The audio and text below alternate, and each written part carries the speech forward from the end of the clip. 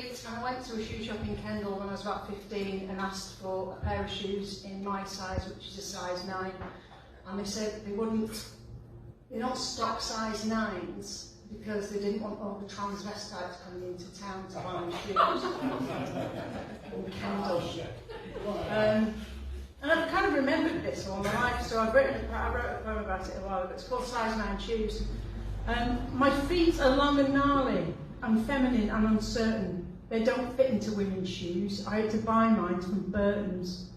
I was a sad girl, a lad girl, a girl of ungainly height. The Weights and Measures Act would have thrown me back and labelled me as not right.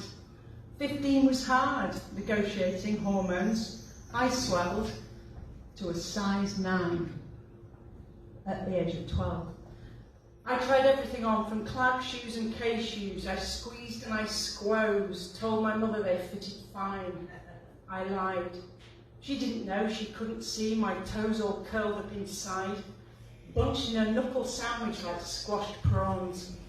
I just wanted shoes like the other girls, the Shannons and the Dawns. Size 9 was just awful, a terrible fit. But the shop with the shock was an old one of stock. It was Freeman, Hardy and Willis.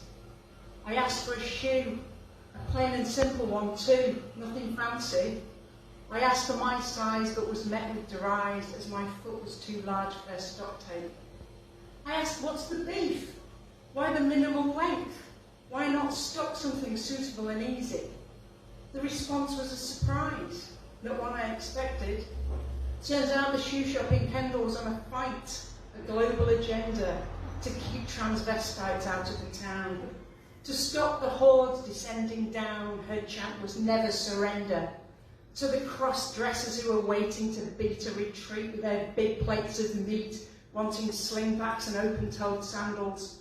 They were waiting in Penrith, in Tebay, in Shap, for the chance to swoop down into town. For the best of the rest, shoes built to last, but in sizes especially for chaps. Size 9, size 10, or 11. Christ, the high heels were to die for, sheer heaven. But she would not be bought. She did not like that sort. I stood up in the shop, upset and annoyed. I should have stuck up for the big-footed. I'm sure I had words for which to wrangle. Not just for me, but all the big-footed sorts who don't ask for much, just a chance to own a well-fitting sandal.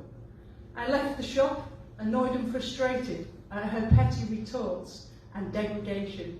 I laughed later on when the shop failed to sell and the business went into liquidation.